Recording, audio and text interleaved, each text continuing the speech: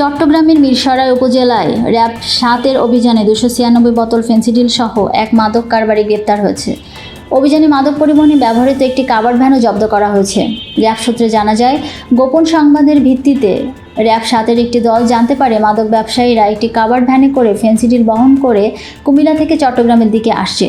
উক্ত তথ্যের ভিত্তিতে ৭ মার্চ শুক্রবার রাত আনুমানিক ১০টা ৪০ দিকে মিরসরাই থানা এলাকায় ঢাকা-চট্টগ্রাম মহাসড়কে একটি অস্থায়ী চেকপোস্ট স্থাপন করে তল্লাশি চালানো হয়।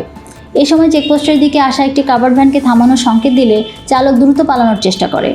পরে র্যাব সদস্যরা ধাওয়া করে চালক মোহাম্মদ নাজমুল হক, পিতা নুরুল হক, সাং মধ্যম ওয়াহেদপুর থানা মিরসরাই জেলা চট্টগ্রামকে আটক করা হয়। পরে উপস্থিত সাক্ষীদের সামনে আটককৃত আসামিকে জিজ্ঞাসাবাদ ও তল্লাশি চালানো হয় এবং তার দেখানো মতে কাভার্ড ভ্যানের ড্রাইভিং সিটের পেছনে বিশেষ কৌশলে রাখা 2টি ট্রাভেল ব্যাগের ভেতর থেকে মোট ২৯৬ বোতল ফেনসিডিল উদ্ধার করা হয়।